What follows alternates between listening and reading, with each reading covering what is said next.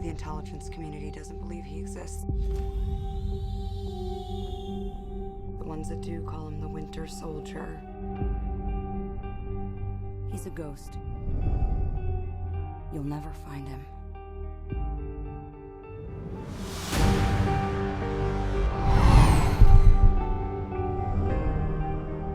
I joined S.H.I.E.L.D. to protect people. Captain, to build a better world, sometimes means tearing the old one down. And that makes enemies.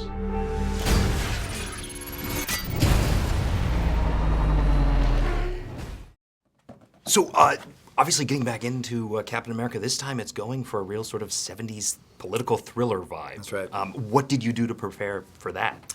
What did we do? We watched a few 70s political movies, you know, All the President's Men and 3 Days in the Condor, and just having Robert Redford on set, I think, is kind of the icon of that era and that genre.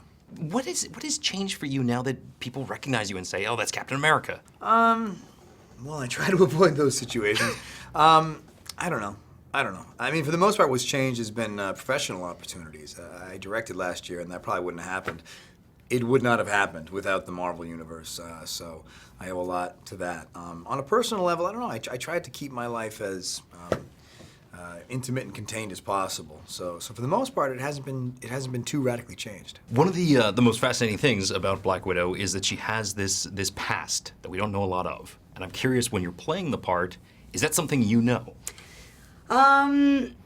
Yes. I mean, you know, at this point, I've kind of lived with the Widow for a while now. I mean, since Iron Man 2, it's been what, 6, 7 years. So I have sort of, you know, in my mind, I think when you go in to play any character, it's not necessarily that the audience, you know, needs to know exactly what the past is, but that you have an idea of what it is, so that there's an intention behind what you're playing, and you don't just have this kind of murky past in your, you know what you've experienced.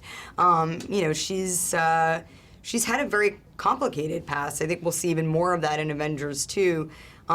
She's a reluctant superhero. I mean, let's be honest, this Widow does not have, you know, this golden moral compass. I mean, she's, you know, she's kind of been dragged into this from, like, the beginning, and ends up finding herself working for S.H.I.E.L.D., but it's sort of out of circumstance, and, you know, maybe we see in this film that actually things do affect her more than we previously imagined.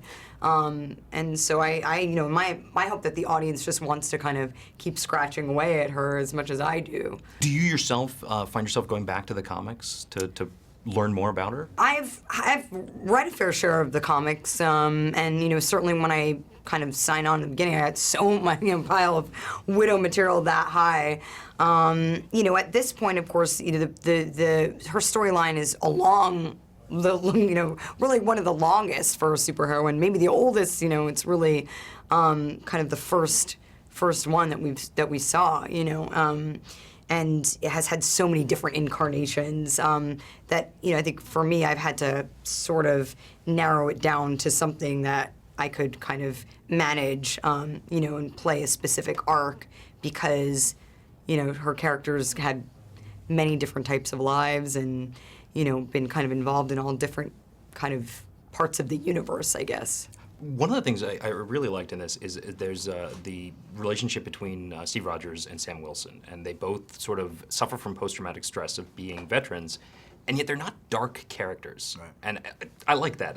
Can you tell me a little about finding the depression in someone that isn't necessarily a depressing person? Well, I think it's a matter of how you shoot it. I mean, with film, it's, you know, we're not doing theater where your choices are going to be spoon-fed directly to the audience. A lot of it is what you do and how it's captured. And I think the Russos set a good tone of dealing with issues that could be dark and melodramatic and, you know, somewhat depressing, and kind of still spinning a kind of superhero polish on it so it doesn't become too morose. Can you tell me a little about meeting Anthony and Joe Russo for the first time and working with them? Sure, they're fantastic. I mean, you know, you never know who Kevin Feige's going to pick as the next guy to quarterback one of these movies. And when he brought their names up, I said, okay. I looked at their credits, and I didn't see anything that really led me to believe that they were capable of doing this. You know, I didn't doubt Kevin, because you never should. But then sitting with the Russos and talking to them, you understand these guys are not only fanboys, but they have a very clear vision of what this movie should be, and you can see why Kevin found trust. There's also some really breathtaking action sequences in this. Are you doing anything special for those that was more difficult than in the first one? Well, there was more training in this one. You know, we wanted to step up Cap's fight ability, and, you know, so we tried to make it a little more acrobatic, a little more complex and powerful. So there was gymnastics classes and a bunch of fight training. There's always fight training. But we just tried to make it a little more dynamic. So there was a lot more preparation, but once you're on set, you know, a fight scene is a fight scene. One of the things that the Marvel Cinematic Universe is doing so well, and Winter Soldier is a great example of, is building its own tone. And this is sort of a political thriller.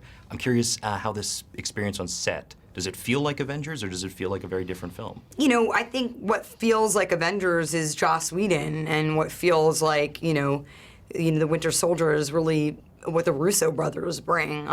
You know, Joss is, you know, again, even working on Iron Man 2, working with Favreau, that was really his flavor.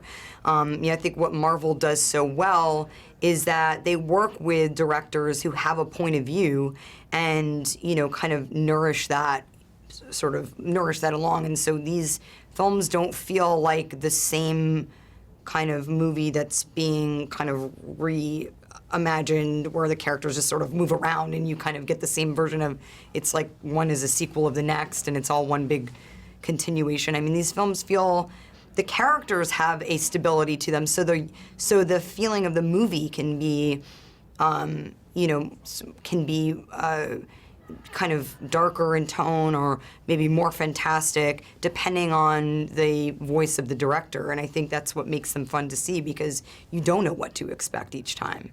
One of the things Marvel's getting great at is surprises. And I'm curious, is that something that is planned from the beginning and they're just kept quiet, or are they layered on as it goes? I have no idea, man. That's what makes them good. They're surprises, even to me.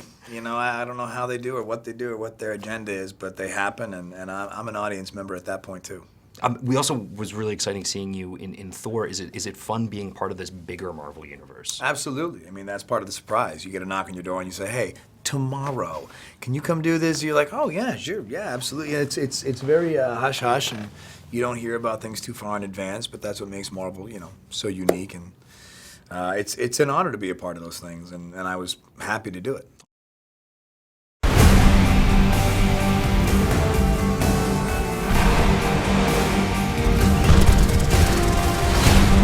The price of freedom is high. And it's a price I'm willing to pay. You told me not to trust anyone. This is how it ends. Everything goes.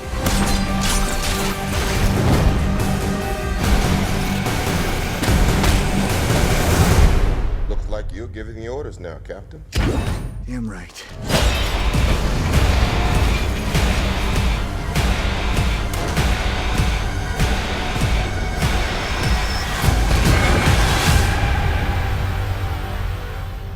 How do we know the good guys from the bad guys? If they're shooting at you, they're bad.